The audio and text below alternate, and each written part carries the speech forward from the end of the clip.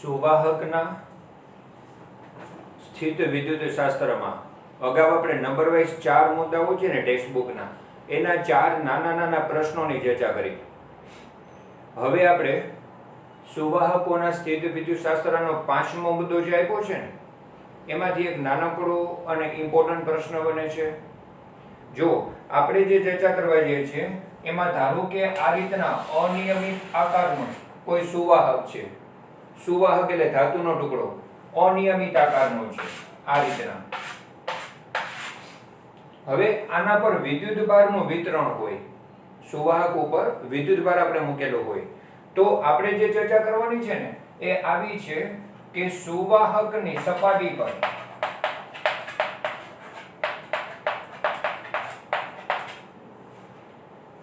આ રીતના વિદ્યુત ભારિત કરેલા સુવાહકની સપાટી પર વિદ્યુત ક્ષેત્ર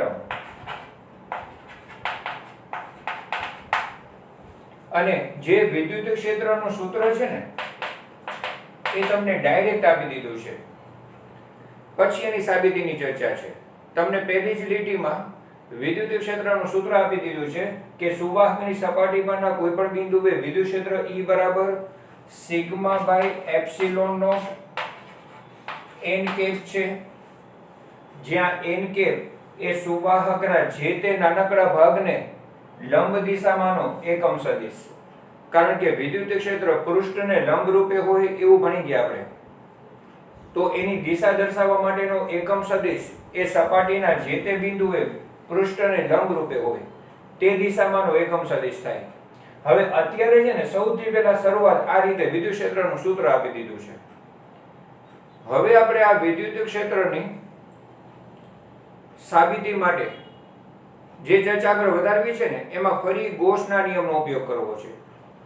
જો ગોસના નિયમનો ઉપયોગ કરીએ ત્યારે હંમેશા એક બંધ પૃષ્ઠ લેવું પડે જેને ગોસિયન સપાટી કહેવામાં આવે છે.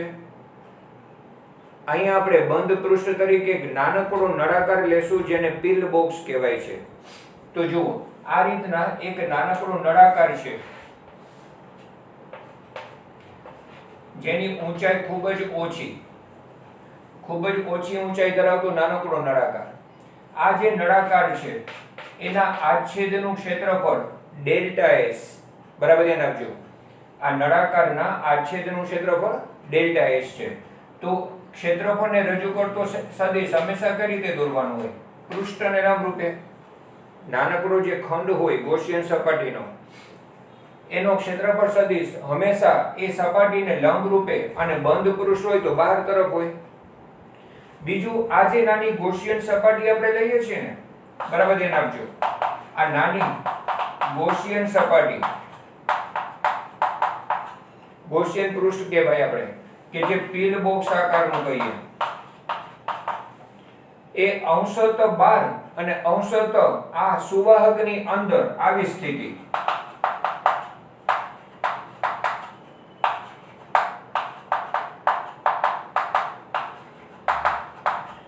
તો જો આવી રીતના આપણે જે નાની ગોસિયન સપાટી જે પિલ બોક્સ સ્વરૂપે લઈએ છીએ ને એની કલ્પના એમ કરવાની કે અંશત બહાર છે ને અંશત અંદર છે.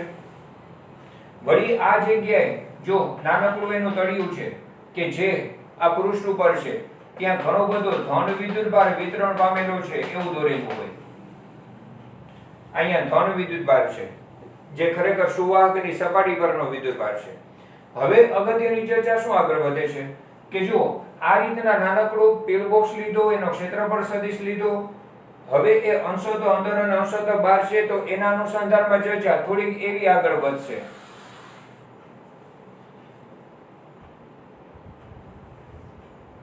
ભણી ગયા છો તમે કે આવી વિદ્યુત ભાર જ્યારે સપાટી પર હોય ત્યારે અંદરના વિસ્તારમાં તો વિદ્યુત ક્ષેત્ર શૂન્ય હોય. હવે જો ગોસિયન સપાટી અંશત બહાર હોય અને અંશત અંદર હોય અને અંદરના વિસ્તારમાં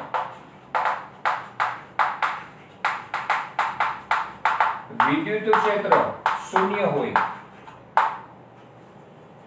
તો બરાબર ધ્યાન આપજો, અંદરના વિસ્તારમાં વિદ્યુત ક્ષેત્ર શૂન્ય હોય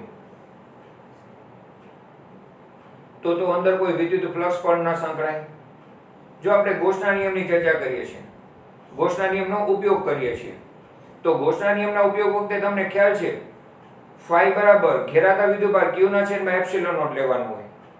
હવે જ્યાં ફાઈ એટલે વિદ્યુત ફ્લક્સની ચર્ચા આવશે. તો પહેલા આપણે જે ગોસિયન સપાટી અંશતઃ અંદર અને બહાર છે એવી ચર્ચા કર્યા પછી જો અંદરના વિસ્તારમાં વિદ્યુત ક્ષેત્ર શૂન્ય હોય તો અંદરના વિસ્તારમાં વિદ્યુત ફ્લક્સ શૂન્ય હોય તો ફ્લક્સની ગણતરીમાં અંદરના વિસ્તાર લેવાનો નથી. તો ફ્લક્સ માટે ખાલી બહારનો વિસ્તાર છે ને ગોસિયન સપાટીનો એ જ ધ્યાનમાં લેવાનો છે એવી ચર્ચા આવશે કે બે ફ્લક્સ ગણવા માટે બહારનો વિસ્તાર જ લેવાનો થશે. તો બહારના વિસ્તાર સાથે જ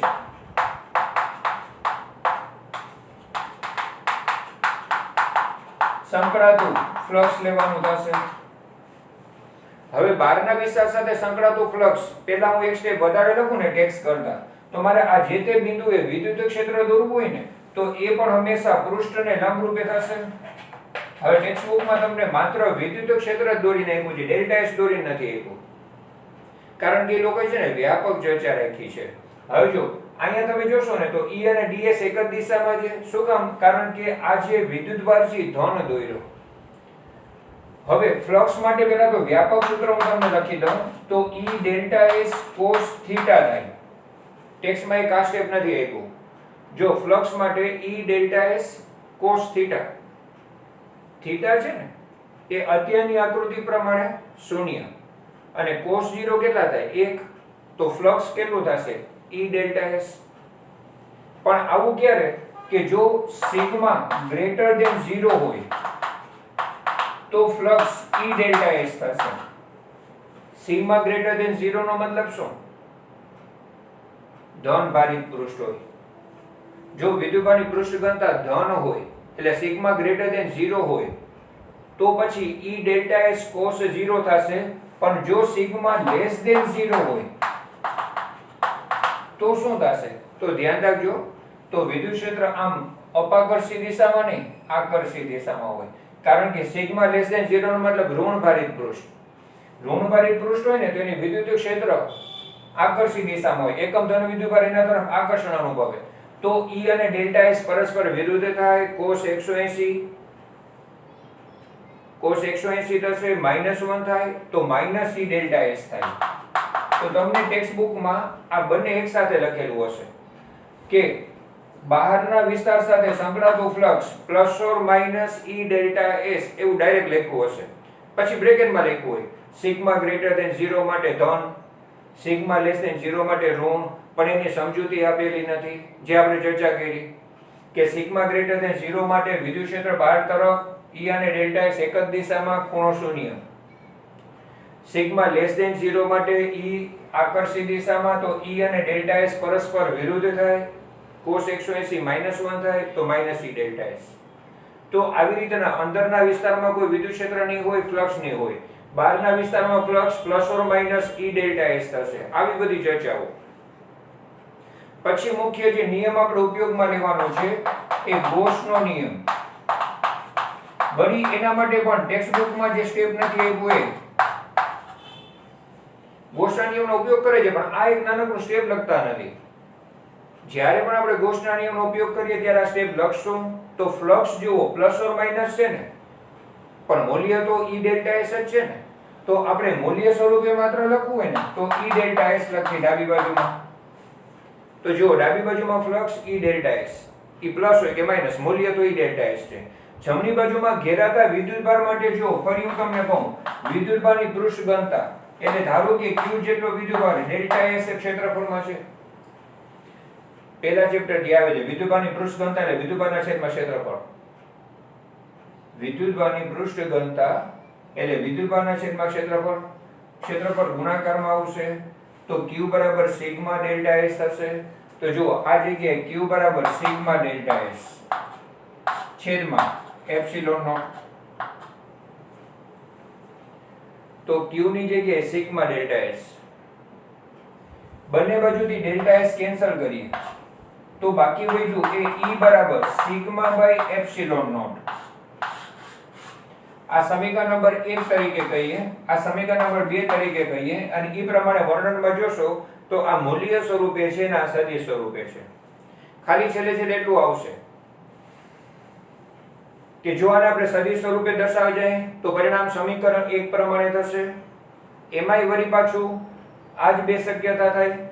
સિગ્મા ગ્રેટર ધેન 0 હોય તો વિદ્યુત ક્ષેત્ર અપાકર્ષી, તો n કે પૃષ્ઠને લંબ 12 તરફની દિશામાં થાય.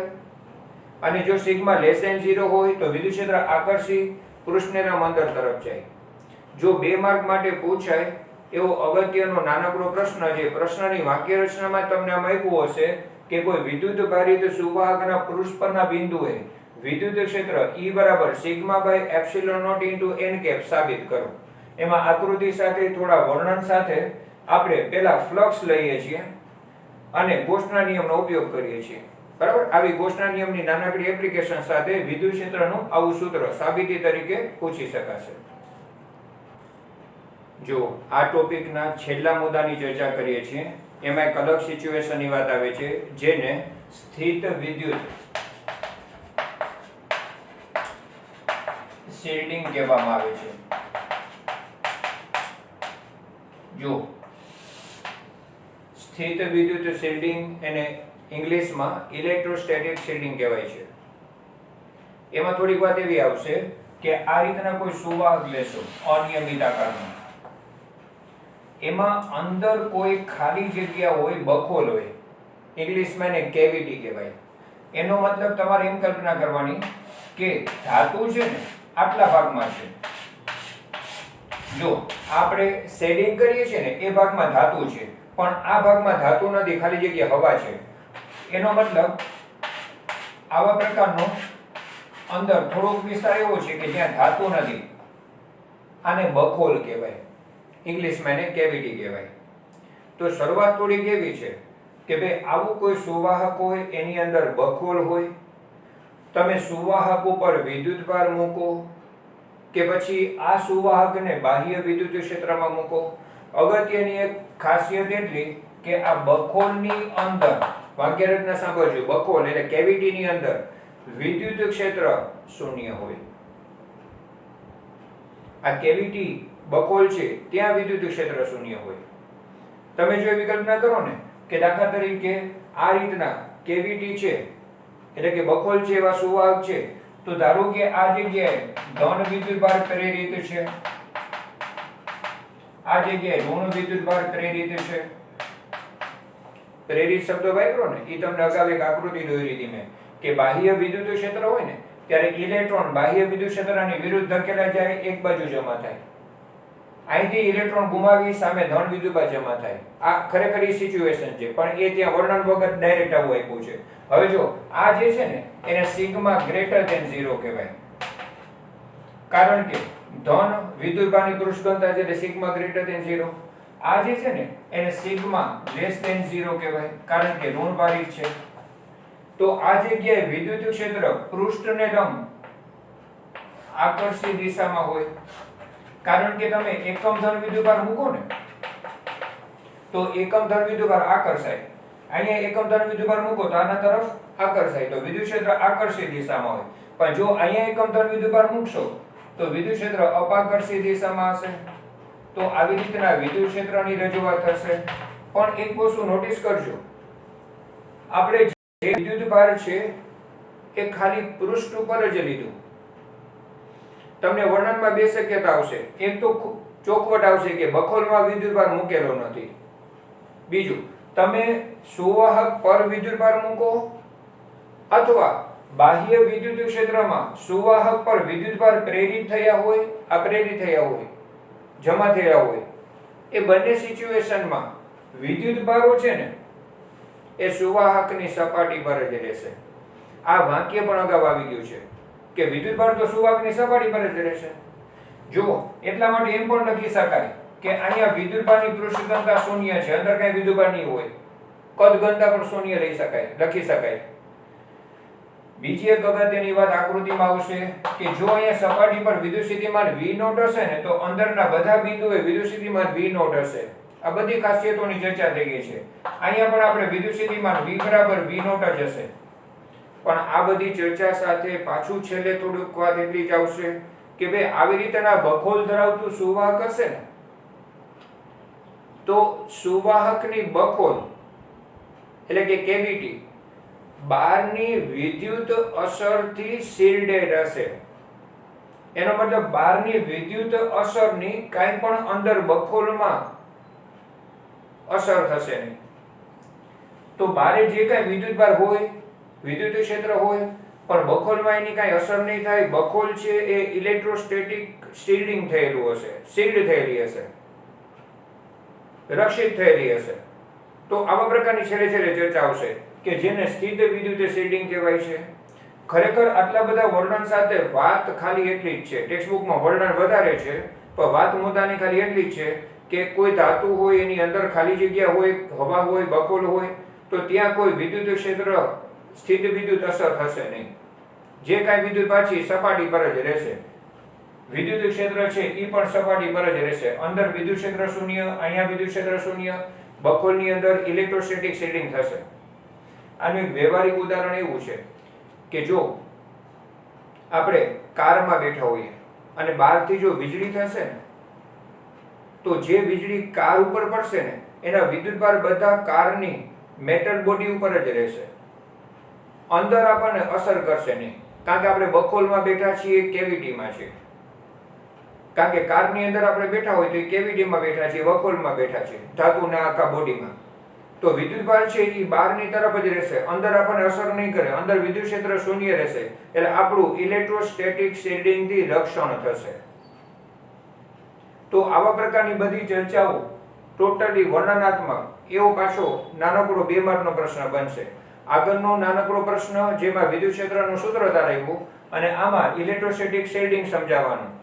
ટોટલ 6 મુદ્દા છે આ ટોપિકમાં. સુવાહકોનું સ્થિત વિદ્યુત શાસ્ત્ર. ટેક્સ્ટબુકમાં નંબર વાઇઝ 6 મુદ્દા છે, એના 6 નાના નાના પ્રશ્ન છે, પણ એમાંથી પૂછી શકવાની શક્યતાવાળા માત્ર આગલું 5મો પોઈન્ટ σ/ε0 × n સાબિત કરવાનો અને એક આ ઇલેક્ટ્રોસ્ટેટિક શિલ્ડિંગ સમજાવવાનો. આ 2 પ્રશ્નની જ શક્યતા વધારે રહેશે.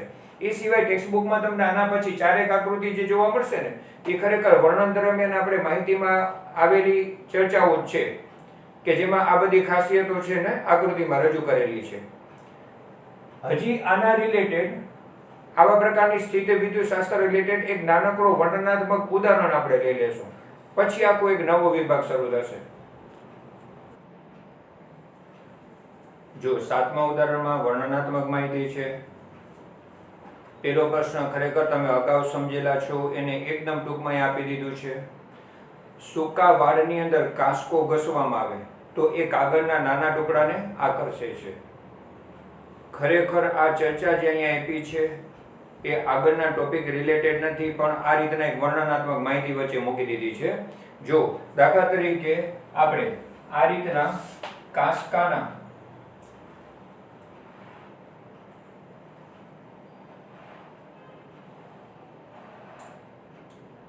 જો આ રીતે ઘણા બધા દાતાઓની કલ્પના કરીએ કે ભાઈ કાંસકો છે એના ઘણા બધા આવા દાતાઓ છે.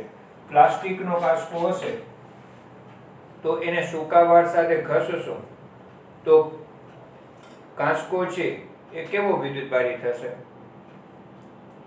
ધ્યાનમાં આવવું જોઈએ, ઋણ વિદ્યુતભારી. પહેલા ચેપ્ટરની વાત છે ખરેખર. તો આ કાંસકો છે ને ઋણ વિદ્યુતભારી થાય. તમે કલ્પના કરજો કે એના પર આ દરેક દાતા પર ઋણ વિદ્યુતભાર હશે. હવે જો અહીંયા ઋણ વિદ્યુતભાર હોય તો તમે જો વિદ્યુત ક્ષેત્ર વિચારો તો એકમ ધન વિદ્યુતભાર, એકમ ધન વિદ્યુતભાર શું થશે? કાંસકા તરફ આકર્ષાશે, આકર્ષી વિદ્યુત ક્ષેત્ર. અહીંયા હું એકમ ધન વિદ્યુતભાર રાખું તો આ દાતા તરફ આકર્ષાશે. તો આ રીતના આકર્ષી વિદ્યુત ક્ષેત્ર થયું. કેવું વિદ્યુત ક્ષેત્ર થયું? આકર્ષી વિદ્યુત ક્ષેત્ર. કારણ કે ઋણવાળી કાંસકો છે એનું વિદ્યુત ક્ષેત્ર આ રીતના આકર્ષી હશે. હવે એમાં કોઈ કાગળનો નાનો ટુકડો હોય, જો આવો કાગળનો નાનો ટુકડો છે. હવે તમે ભણી ગયા છો કે આવા કાગળના ટુકડામાં આઈના ઋણ વિદ્યુતભારને લીધે ઇલેક્ટ્રોન દૂર ધકેલાય અપાકર્ષણથી, અને ઇલેક્ટ્રોન દૂર જવાને લીધે અહીંયા ધન વિદ્યુતભાર થાય. એટલે કાગળના ટુકડા ધ્રુવીભૂત થાય. આવા શબ્દ, કાગળના ટુકડા શું થાય? ધ્રુવીભૂત થાય. તો આ એક રીતના કાગળનો ટુકડો ડાયપોલ બની ગયો. અને એ કાસ્કાના વિદ્યુત ક્ષેત્રમાં ડાયપોલની સિચ્યુએશન આવી ગઈ. પણ આ જે વિદ્યુત ક્ષેત્ર છે ને એ અનિયમિત વિદ્યુત ક્ષેત્ર કહેવાશે, કારણ કે અહીંયા વિદ્યુત ક્ષેત્ર વધારે છે કાસ્કાની નજીક, એટલે ત્યાં વિદ્યુત ક્ષેત્ર રેખાઓ નજીક નજીક. આ જગ્યાએ વિદ્યુત ક્ષેત્ર ઓછું હશે, ક્ષેત્ર રેખાઓ છૂટી છૂટી. તો હવે શું થાય કે ધન વિદ્યુતભાર પર બળ લાગે ક્ષેત્રની દિશામાં. જો આ ધન વિદ્યુતભાર ઉપર બળ લાગશે ક્ષેત્રની દિશામાં, ઋણ વિદ્યુતભાર પર બળ લાગશે ક્ષેત્રની વિરુદ્ધ દિશામાં. આને હું F પ્લસ વડે દર્શાવું, તો આને F માઇનસ વડે દર્શાવું.